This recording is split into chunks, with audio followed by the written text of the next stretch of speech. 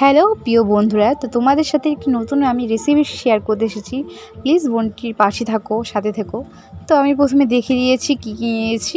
তো চলো বানানো যাক। তো একটা একটা করে দেখো ভালো করে। তো স্কিপ করো না, উপরে ঠেলে ফেলে দিও না ওই বোনটাকে। তো ভালো করে দেখে নিও।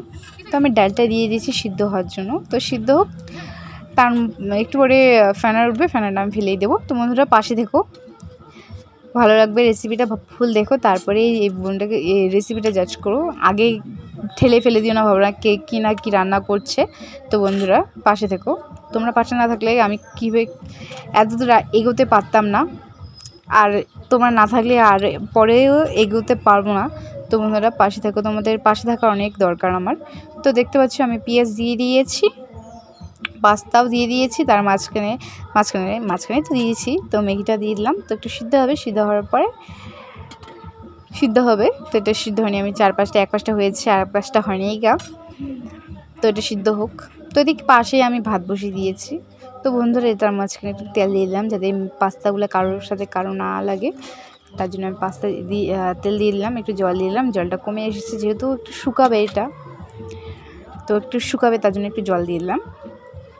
তো বন্ধুরা তোমরা চাইলে এই রেসিপিটা ট্রাই করতে পারো, কিন্তু খুবই ভালো লাগে। আমার কাছে তো খুবই ভালো লাগে, আমি জানি না তোমাদের কাছে কেমন লাগবে। তো একবার ট্রাই করো। যা দিয়েছি তাই করেছি, এক্সট্রা কিছু দিইনি। তো একটু লবণ দিয়ে দেবো আর একটু হলুদ দিয়ে দেবো। তারপরে ম্যাগি মশলা থাকবে, ম্যাগি মশলাটা দিয়ে নামিয়ে দেবো। জলটা একটু শুকাবে, বাস হয়ে গেল। খুবই সিম্পল। তোমরা যদি চাও, তোমাদের যখন কিছু খাওয়া থাকবে না, খিদে পাবে, বাড়িতে যদি এই দুটো থাকে, তো এই দুটো দিয়ে খুবই সুন্দর একটি রেসিপি তৈরি করতে পারবে। তো জিরার গুঁড়ো দিয়ে দিলাম।